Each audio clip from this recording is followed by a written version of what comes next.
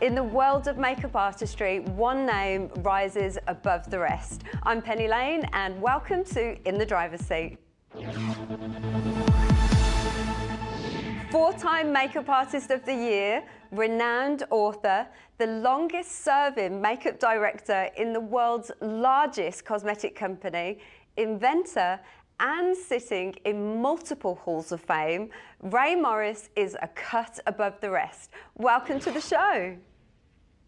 Thank you so much. What an amazing intro. You could be my agent. That was fabulous. Thank you so much. You are amazing, Rae. I've been a fan of yours for a long, long time. So thank you so much for coming on the show. Now, just to kick it straight off, your first business wasn't in makeup, was it? No, I was a hairdresser. I had a salon from a very, very young age. And yeah, I had a salon at the age of 17, and makeup kind of happened accidentally. How did the makeup happen? I always say this, it's 2 seconds of Naomi Campbell's life that she's never remembered. I was doing hair for a job actually in Istanbul, and Naomi Campbell's one of the judges, and she looked over and there was a quick moment of quick fix my lips, and I had never done makeup before, but I was too scared to say no. And I noticed there was like a clear lip glossy thing, and she was very distracted on the phone. I literally touched her lips. That's all I did, and then got photographed doing that, and then started to get booked as this international makeup artist. So I kind of thought, yeah, I better go learn how to become a makeup artist really quick, and that's what I did. Good on you. So an angry Naomi Campbell started off your makeup career. Which was nice to me that day, but it was at the time where everyone was a little bit nervous of it, and it was such a big deal. So I thought I couldn't say no. Yeah. Tell us about those early days trying to forge a distinctive career. Look, I found it a little bit difficult for me for many reasons. I don't have a creative bone in my body. So makeup wasn't something I was attracted to. It again happened accidentally. So when I got this opportunity and started to get booked into doing makeup, I thought I better learn from the best. And I did some research, and a friend of mine had a contact called Richard Shara, and I advise any up-and-coming artist or any artist to Google him. He was a man, he's actually a colorblind artist, and he was the makeup artist for Ziggy Stardust. He invented the lightning bolt. I've seen all the photos. And I was really, really lucky to be one of his last students before he passed. And he said, I want you to move to Sydney. And I did. And the rest is kind of history. I still can't believe that I'm actually here and still working in this industry. Because for me, I always say, because I can't draw, I don't think I was very creative growing up. So if I can make it, anyone can.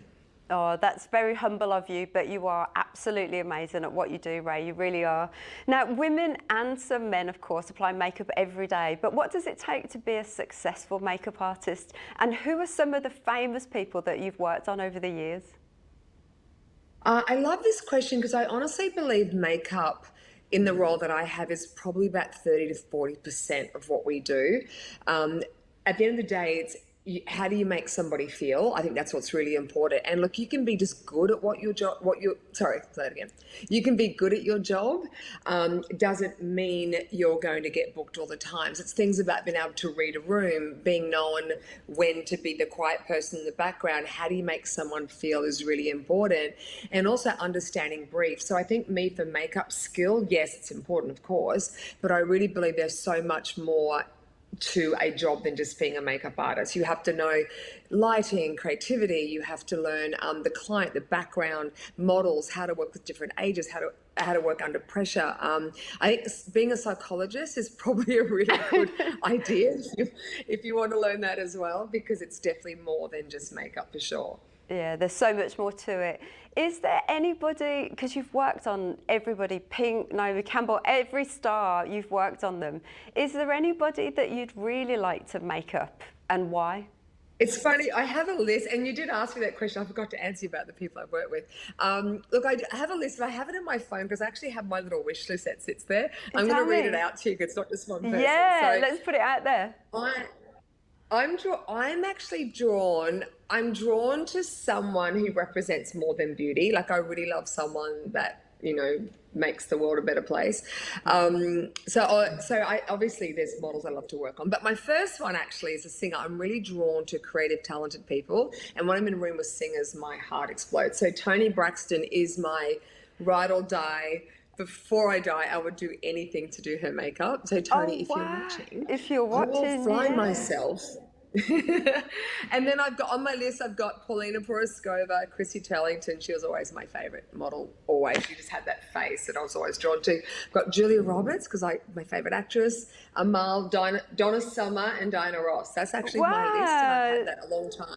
That's really interesting. I remember growing up in the UK, and when Diana Ross and all of those big singers were out, they always used to wear this like ruby red lipstick. And I remember saying to my mum, I want to wear that lipstick, but my lips were a different colour, obviously. But I always wanted that lip that you could only get on black skin. And I'm still wearing red lipstick Naomi today. Campbell.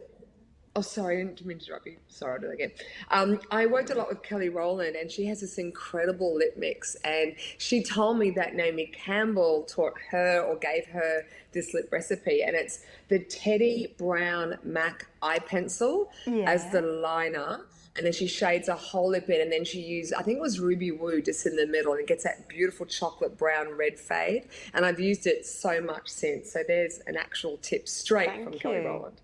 Thank you. I'll be using that myself. It's only taken me 50 years to get lips like that then. So how were you chosen to become L'Oreal's makeup director? Well, I'm going to admit this. I wasn't their first choice. I think I was number 3. They actually confesses to me years down the track.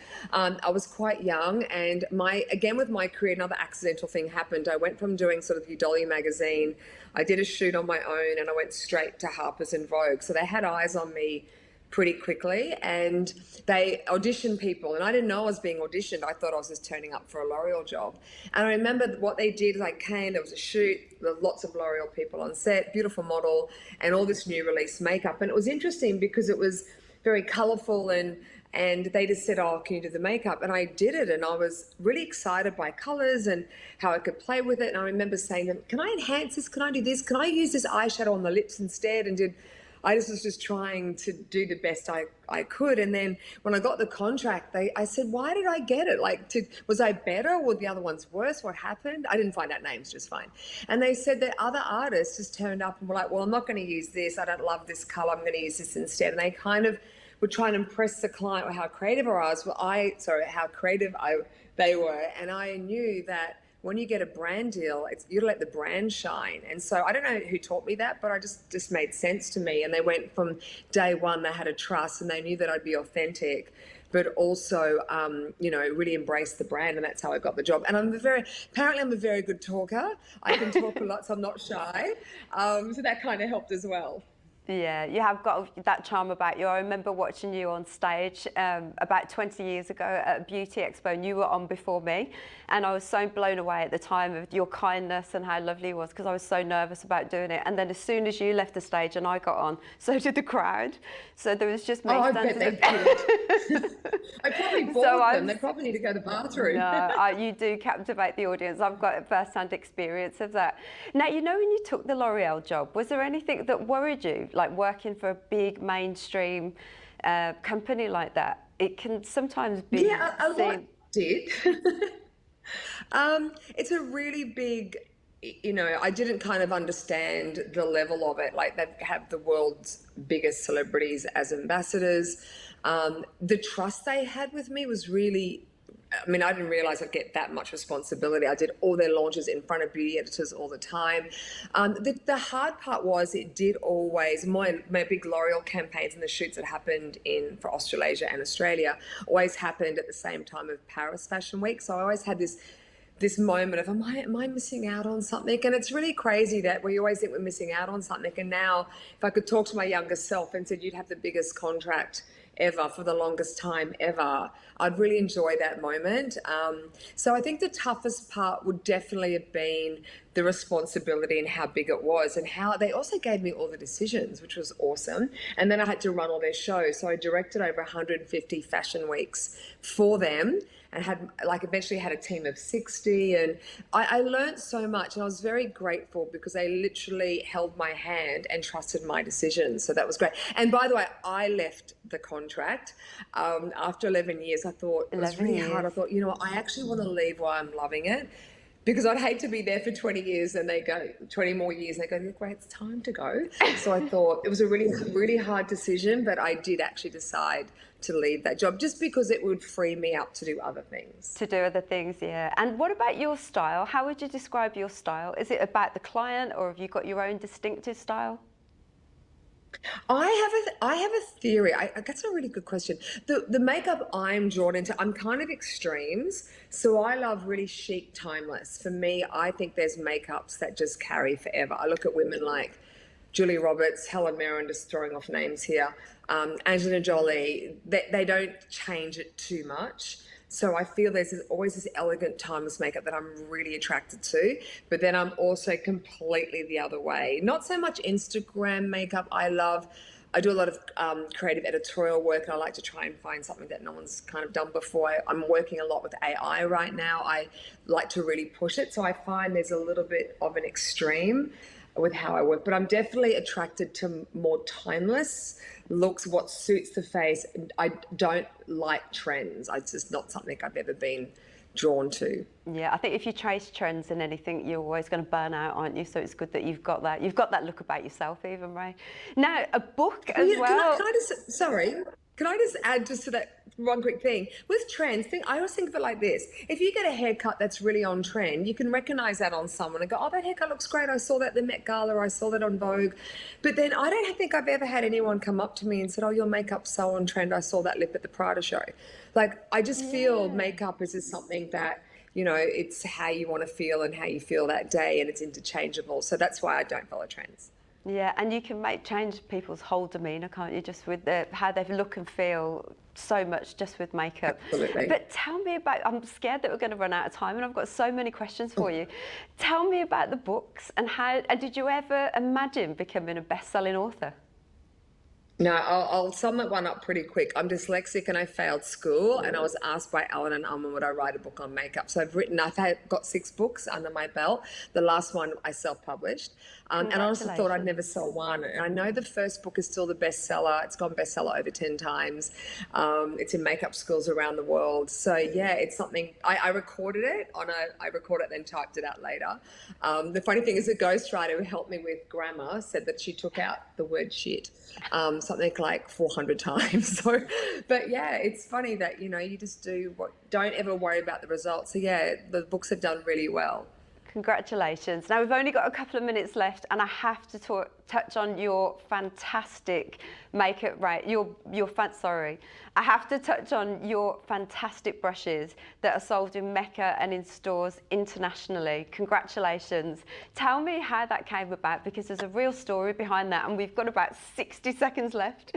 Okay, so these are calligraphy brushes. There is 60 steps to each brush. They're made by the last living Japanese master of craft who can make a brush called a tempera ude brush. There's one behind me. He's the only man in the world that can do this. And with many years of convincing, he's done this brush range for me. It's the world's first magnetic.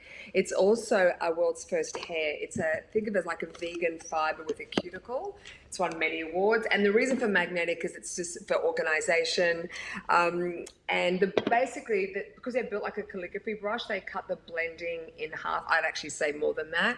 And the artists that use my brushes, that have my brushes, are people from Val Garland, Mario, who we all love. Oh my God, I've got Kelly Rowland. There's so many, I've just gone blank all of a sudden. Makeup artist, Val Garland, Dottie. I've got artists all around the world that love them. Amazing. As you with the makeup artists in the studio, have all been really close to the set, and as you brought your brushes up there, everybody just came closer to the screen. Thank you. Right. And they stand up.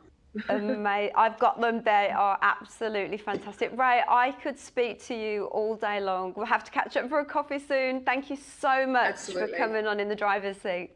Thank you, Rae Morris. Thank you. Thanks for having me, Penny.